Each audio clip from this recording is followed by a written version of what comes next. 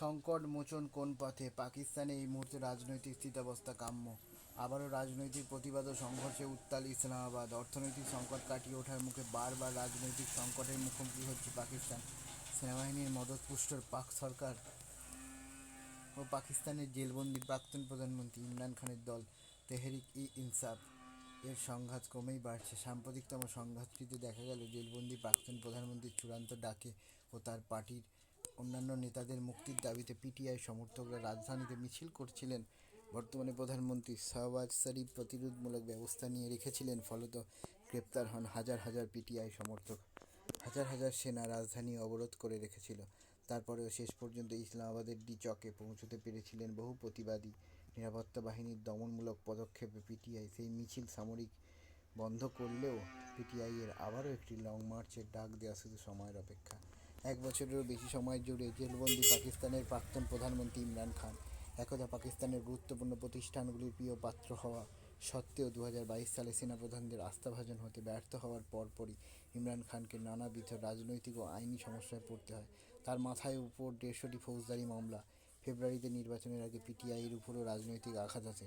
তবে তারপরেও যে পিটিআই প্রার্থীরা নির্দল হিসেবে লড়েছিলেন, ভোটের পরে দেখা যায় তারাই নবগঠিত সংসদে বৃহত্তম ব্লক আকারে উঠে আসছেন। ইমরান খানের অভিযোগ, ভোটে কারচুপি হয়েছে। তার বিরুদ্ধে থাকা মামলাগুলি রাজনৈতিক উদ্দেশ্য প্রণোদিত। নানা দমনপীড়নের সম্মুখীন হয়েও পিটিআই যেভাবে লড়াই করছে তা দৃষ্টান্তমূলক। কিন্তু এই সবই এমন সময়ে হচ্ছে যখন অর্থনৈতিক সংকট কাটানোর জন্য ইন্টারন্যাশনাল মনিটারি ফান্ডের থেকে $7 বিলিয়ন আর্থিক সহায়তার চুক্তিতে আবদ্ধ পাকিস্তান। আর্থিক সংকটের সময় এমন তীব্র রাজনৈতিক টানাপোড়েনে পাকিস্তানের ক্ষত আরও বাড়বে। কিন্তু পাক সরকার কোনো আপোষে যেতে রাজি নয়। তাদের লক্ষ্য ইমরান খানের দল ও তার সমর্থকদের নির্মূল করা, কিন্তু তাতে তারাও ব্যর্থ। অন্যদিকে ইমরান খান প্রমাণ করেছেন জেল থেকেও রাষ্ট্রীয় প্রতিষ্ঠানগুলিকে চ্যালেঞ্জ করার ক্ষমতা তার আছে। রাজনৈতিক স্থিতাবস্থা ও অর্থনৈতিক স্থিতাবস্থা প্রতিষ্ঠা করার জন্য গণতন্ত্রকামী প্রতিবাদীদের কথায় কর্ণপাত করা উচিত পাকিস্তান সরকারের।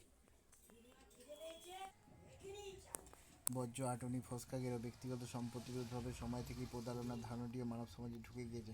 কালে কালে দেশে দেশে প্রতারণা ঠেকানোর জন্য নানা কড়া নিয়ম চালু হয়েছে, কিন্তু তাতে প্রতারণা ঠেকানো যায়নি, কারণ সাবধানতা সতর্কতার পরেও প্রতারণার ঘটনা ঘটেছে। প্রতারক তার জাল বিছিয়েছে।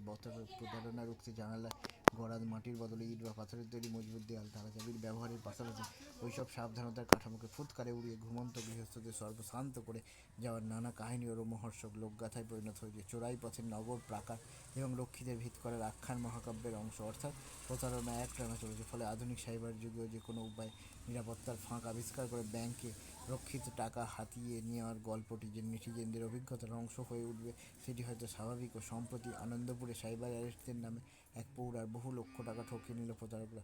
প্রতারণার কাহিনীর পাশাপাশি সাবধানতার পাঠ এবং তাতে অভ্যস্ত হয়ে ওঠার গল্পগুলিও একই রকম সত্য ও জরুরি। ডিজিটাল লেনদেনের প্রতিটি পদক্ষেপ সরকারি আধিকারিকদের জানানো বাঞ্ছনীয় এবং তাতে খুব বেশি সময় খরচ হয় না। সাবধানতার বিকল্প এখনও খুব একটা নেই।